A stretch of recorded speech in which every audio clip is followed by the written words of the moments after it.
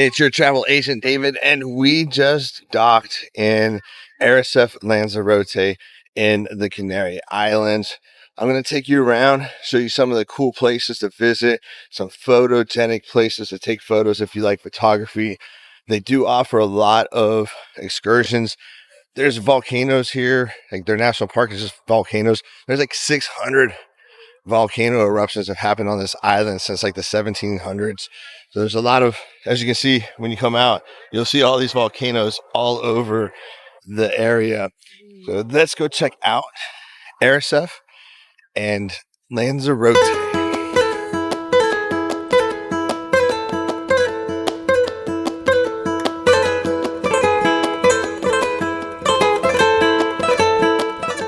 From the port into the city center, it's about a 30-minute walk.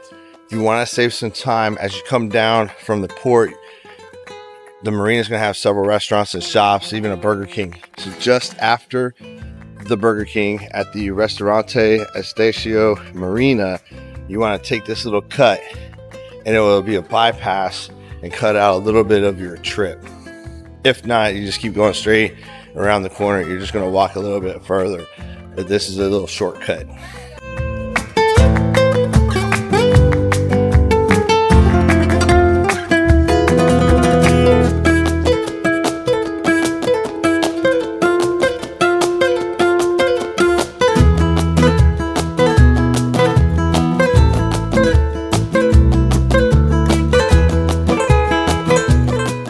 That cut that you're going to take is going to lead you to this bridge. If you go over this bridge, you're basically cutting out all of that walking right here.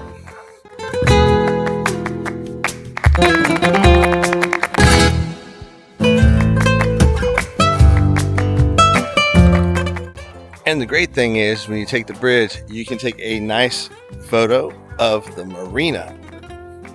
Now here's a cool shopping tip. Now the islands are kind of special here in the EU. They're technically part of the EU because Spain is part of the EU, but they have a special tax and custom roll. Because of their distance from the mainland, they don't have as much tax to pay, and that's why shopping here can be cheaper on certain goods, kind of like some duty-free perks. So in short, here Spain conquered the islands during the age of exploration, never gave them up, and today they're as Spanish as Madrid or Barcelona, just with better weather, volcanoes, and cheaper shopping.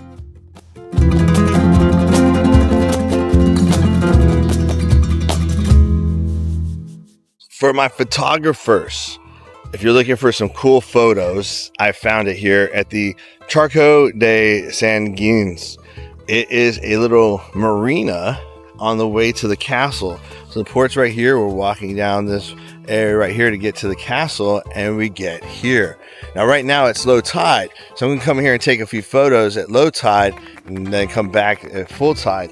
But you'll be able to get some cool photos like this little boat over here, and just it's pretty cool. Like they can't even get out right now because it's totally dry on the other side. So check it out. It's going to be some great photo opportunities.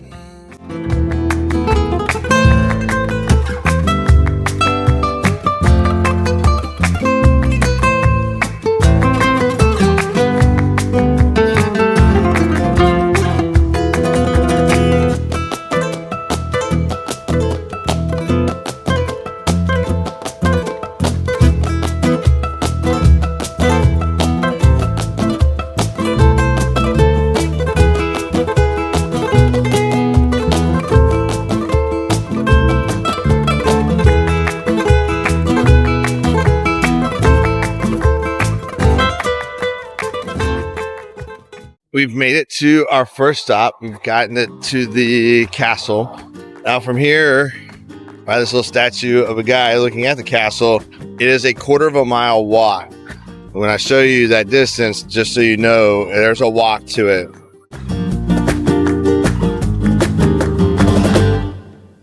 The castle was first built in the late 1500s to defend the island against pirates and corsairs. Back then, they were constantly raiding the Canary Islands because they sat right along the main trade routes between Europe, Africa, and the Americas. Unfortunately, the early wooden fort didn't last. It was destroyed by pirates in 1586. Who would have thought a wood fort would be bad? But after that, Spain decided to take things seriously and rebuilt it in stone around 1590, naming it the Castillo de San Gabriel. This new version was much sturdier, complete with cannons, thick walls, and a little drawbridge, though today it's a charming stone causeway called Puente de las Bolas, or Bridge of the Balls, named after the two round stone spheres at its entrance. It's one of the most recognizable photo spots in Arrecife.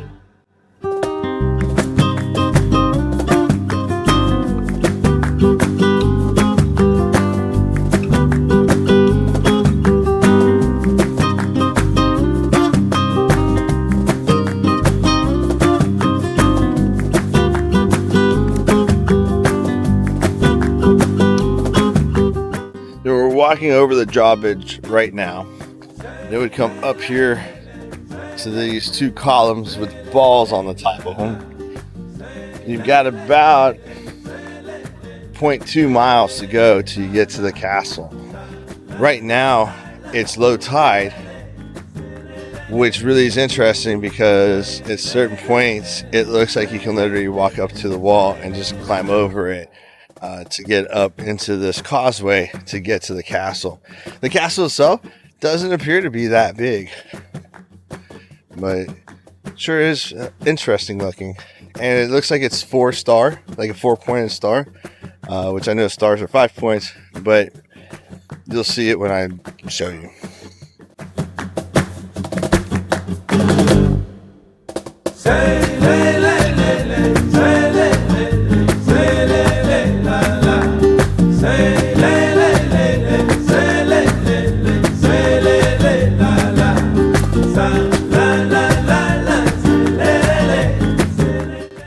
And when you're walking down this causeway, it's very uneven. It's not cobblestone. It's actually lava rocks that form the causeway. Makes sense, right? Because when you have so many volcanoes on an island, lava rocks are probably pretty easy to come by.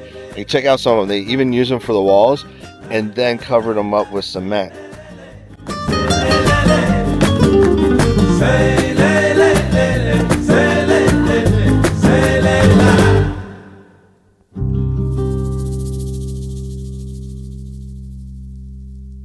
Now, part of my job when I was in the Army was called red teaming. Like, I would find the fences and try and poke weaknesses into them so we could like strengthen those weaknesses before the enemy could find them. So when I look at old castles, stuff like that, I always look at that. Like, you know, they got the spiral staircases so that they would always have to fight down, and people would have to climb up it with their weak side because most people were right-handed and they were going up in a left-handed design. I just find it hard to believe that this was a very hardy castle. One, when it's low tide, you can walk right up to the walls. But two, that's the door to the castle. Like, it wouldn't take that much to like have a couple guys kick that in. I don't think. But, maybe it's just a show of force.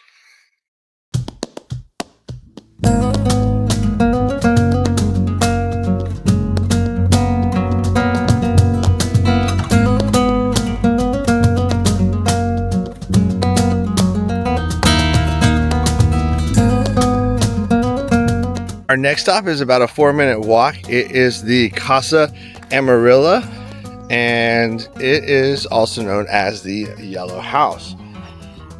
This house used to be the government headquarters of Lanzarote, and over time it has switched to a cultural exhibition. So they will put rotating exhibits in there about life in Lanzarote. It's not anything really big, but it does have some revolving exhibitions through there. It's not open right now, but I'm going to take you by there so you can see if it's something that you might be interested in.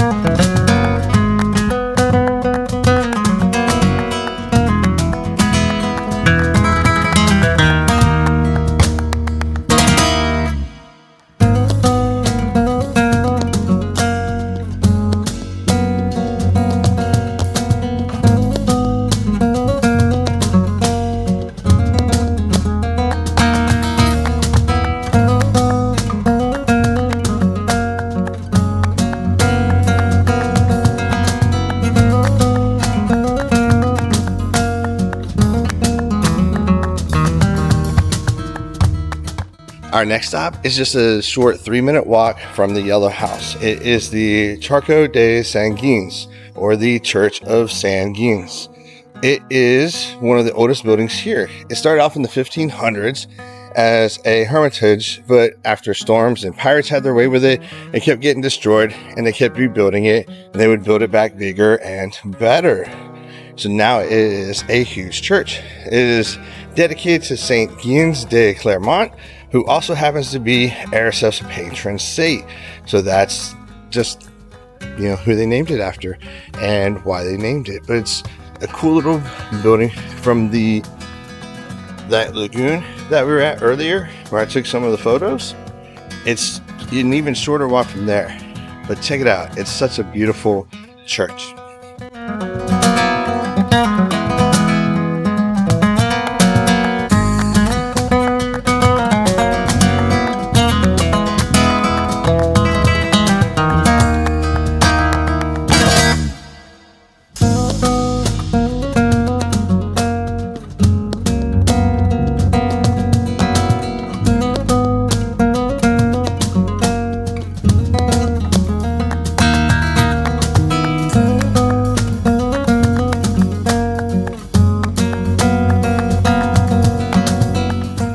They're rebuilding the plaza that's in front of the church right now. So that's where all that construction and noise is.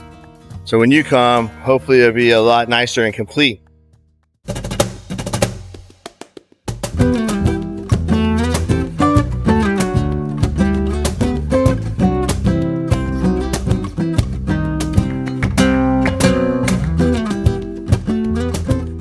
The plaza that they're working on is called the Plaza de la Flamas.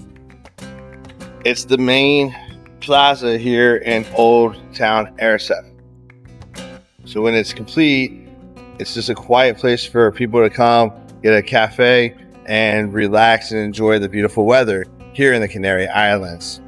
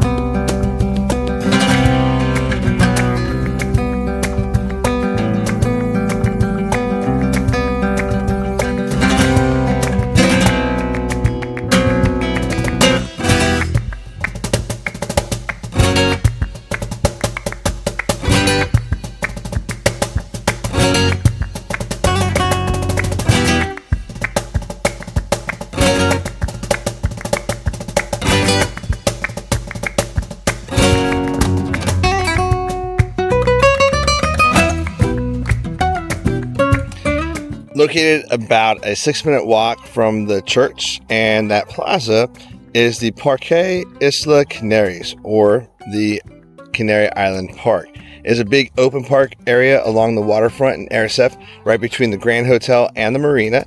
It's not one of those manicured tourist gardens. It's more of a local hangout spot where people go to chill, meet friends, or just sit and watch the ocean. When you walk through, you'll see palm trees swaying, a few modern sculptures, wide tiled walkways, and that constant salty breeze coming off the water. On a sunny day, it's beautiful, the ocean sparkles, and on one side or the other, you've got cafes and shops where you can grab a drink or get an ice cream. Now, right behind me, also, if you can see it right there, is the castle that we were just at. So it's not that far of a walk. We're kind of zigzagging throughout the city, but it's very nice here, very colorful. There is a playground here, so if you're traveling with kids and you want to let them expend some energy, there's a perfect place for it right here. You can let them play, you can watch the ships sail by. There's a big oil tanker that just cruised by. It's a really nice place, and you can even take steps down and put your feet into the water.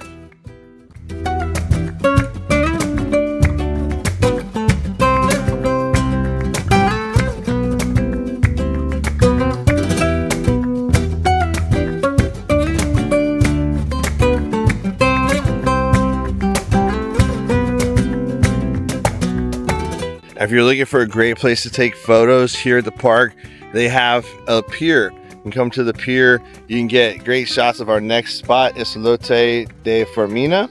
That's our next stop. But you can get some nice photos of the boats in the water. Hopefully the sun is still coming up and you've got some nice clouds to work with. You gotta take pictures of the city right behind you. It's really cool. It's a great place. And what's awesome is you got all those volcanoes right there. Really cool.